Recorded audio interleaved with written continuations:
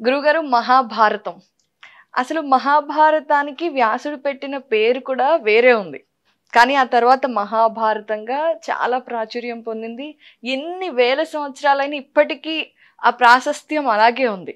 ముఖ్యంగా మహాభారతం ఎన్ని భాషల్లో అనువదించబడినా తెలుగులోకి అనువదించబడిన దానికి ఒక ప్రత్యేకత ఉంది. ఆ ప్రత్యేకత గురించి, అలాగే తెలుగులోకి అనువదించిన నన్నయ్య గారి గురించి, వీళ్ళందరి గురించి ఒకసారి. తప్పకుండా. తింటే గారెలు తినవలే, వింటే భారతమే హాయి వినవలే కాదా, కంటే సత్యము కనవలే, వెంటై వచ్చునది ధర్మ విభవమే కాదా అని ఒక సందర్భంలో మహాభారతాన్ని గురించి అనుకున్నాను నేను. తింటే గారెలే తినాలి, వింటే భారతమే వినాలి అని ఒక ప్రసిద్ధమైన నానుడి లోకంలో ఉంది. ఈ ప్రసిద్ధమైన నానుడి తెలుగులో ఉంది. తెలుగు వాళ్ళ నోళ్లలో నుంచి వచ్చింది. తెలుగు వాళ్ళకి గారెలు ఎంత ఇష్టమో, తినడానికి గారెలు ఎంత ఇష్టమో, వినడానికి భారతం అంత ఇష్టం. ఎందుకు ఇష్టం అని ఆలోచిస్తే, మానవుడికి ఏమి కావాలో, వివిధ దశల్లో మానవుడికి ఏమి కావాలో అన్నీ భారతంలో ఉన్నాయి. అందుకే మహాభారత రచన తర్వాత వ్యాస మహర్షి ఒక అద్భుతమైన ప్రతిజ్ఞ చేశాడు.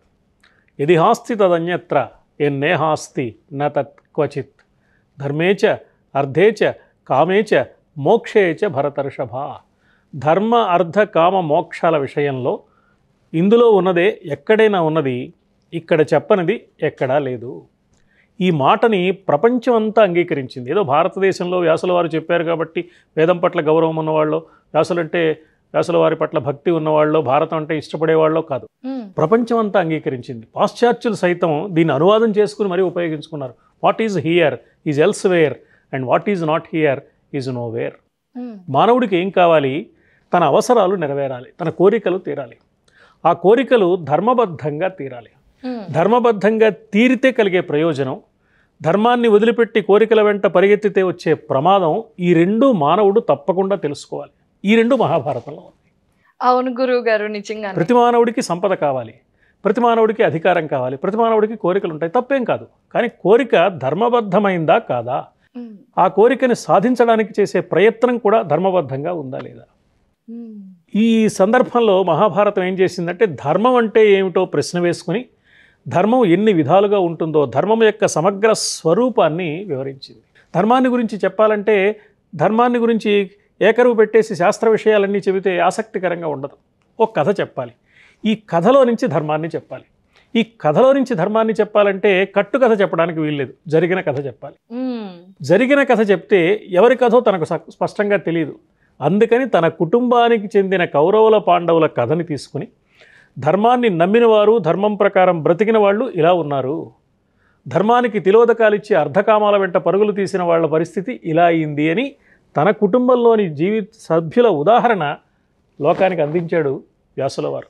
అందువల్ల దీనికి ఒక సమగ్రత్వం వచ్చింది. వ్యాస శిష్యులు మహాభారతం అయిపోయిన తర్వాత చూసి ఆశ్చర్యపోయి, వ్యాసస్య అద్భుత కర్మణ, ఇది అద్భుతమైన కార్యక్రమం, ఈ మామూలు రచన కాదు, ఇది ఒక ప్రపంచాన్నే తనలో ఇముడ్చుకున్నది అనిపిస్తుంది. జయము అనే పేరుతో ప్రారంభమై ఆ తర్వాత మహాభారతంగా ఎదగడానికి భారతంలో ఎన్నో ఎన్నో ఎన్నో ఎన్నో శాఖలు చేరి ఇది మహాకల్పవృక్షమైంది అని ఇందాక మీరు చెప్పిన నన్నయ్య గారే అన్నారు. ఇక్కడ మనం ఒక విషయం గుర్తుపెట్టుకోవాల్సింది ఏమిటంటే, తెలుగులో కంటే ముందే ఇతర భాషల్లో మహాభారతం వచ్చింది. ముఖ్యంగా తమిళ కన్నడాల్లో వచ్చింది, కానీ అది సమగ్రంగా రాలేదు. రెండవది వ్యాస హృదయానికి కొంచెం భిన్నంగా వచ్చింది. అందులో నాయకులు మారుతూ ఉంటారు. గదాయుద్ధం అని పేరు పెట్టారు, విక్రమ అర్జున విజయం అని పేరు పెట్టారు. అంటే అర్జునుడికి ప్రాధాన్యం, గదాయుద్ధం అంటే భీమసేనుడికి ప్రాధాన్యం. కానీ మహాభారతం అన్న మాటలో ఒక వ్యక్తికి ప్రాధాన్యం లేదు. ధర్మమే గొప్పది. ధర్మాన్ని ఆశ్రయించిన వ్యక్తులు ధర్మం ద్వారా విజయాన్ని పొందుతారు, అభ్యుదయాన్ని సాధిస్తారు. కాబట్టి మనం పట్టుకోవాల్సింది వ్యక్తిని కాదు, ధర్మాన్ని. ఏ వ్యక్తి అయినా ధర్మాన్ని ఆశ్రయించాలి అనే అద్భుత సత్యాన్ని చెబుతున్నారు. కాబట్టి తెలుగులో మాత్రం మహాభారతం మహాభారతమే. ఇది ఒక విషయం. ఇంకా రెండో అంశం ఏమిటంటే, సంస్కృత మహాభారతం పుట్టిన తర్వాత చాలా శతాబ్దాలకు ఇతర భాషల్లో భారతాలు పుట్టాయి. మళ్ళీ ఇన్నాళ్ల తర్వాత సంస్కృత మహాభారతాన్ని పరిష్కరించాలి అనే కోరిక కలిగింది భండార్కర్. ఆర్జీ భండార్కర్ అనే మహాశయుడు ఆయన పెద్ద 40 మంది పండితులతో ఒక బృందాన్ని ఏర్పాటు చేశాడు. మీరందరూ పరిష్కరించండి, సంస్కృత మహాభారతంలో ఏముంది, ఎక్కడ పాఠాంతరాలు ఉన్నాయి, ఎక్కడ పొరపాట్లు ఉన్నాయి, సరిచేసి శుద్ధమైన ప్రతినివ్వండి అన్నప్పుడు వాళ్ళకి సందేహాలు వచ్చాయి.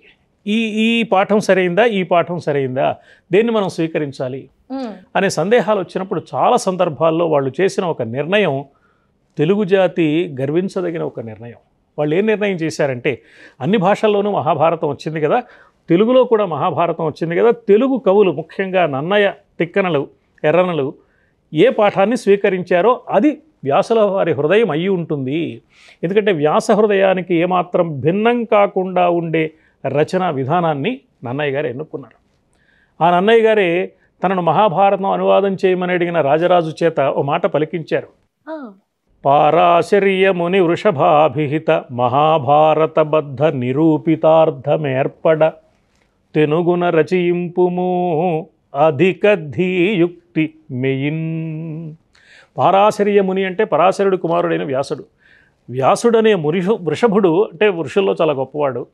ఆయన మనస్సులో ఏది సంకల్పించాడో ఆ సంకల్పించిన ధర్మం మహాభారతంలో ఎలా ఉందో దానికి ఏమాత్రం భిన్నం కాకుండా అది తెలుగులోకి వచ్చేటట్లుగా రచించమన్నాడు, అనువాదం చేయమల్లా. రచన చేయడానికి అనువాదానికి తేడా ఉంది. అనువాదం అంటే సంస్కృత భాషలో ఉన్న తెలుగులో పెడితే సరిపోతుంది.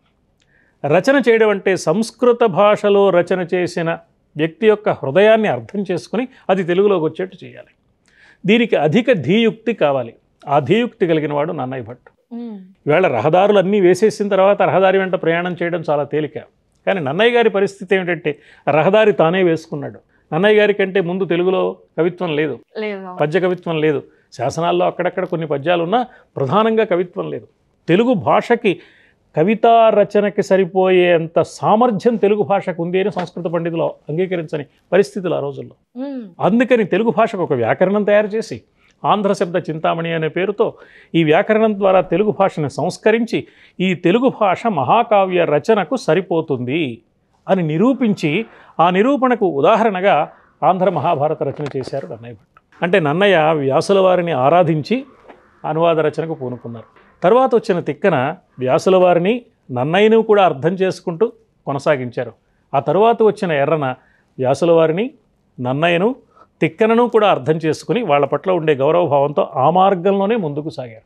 అందువల్ల మహాభారతం తెలుగులో ముగ్గురి రచన అయినా మనం చదువుకుంటున్నప్పుడు పాఠకుడికి ఇది గొలుసు కట్టు రచన, ముగ్గురు రచన అనే సందేహం కలగదు. అయితే ముగ్గురి శైలి ఒకటేనంటే ఎవరి శైలి వాళ్ళదే. నన్నయ్య గారి శైలికి, తిక్కన గారి శైలికి, ఎర్రన గారి శైలికి పోలిక లేదు.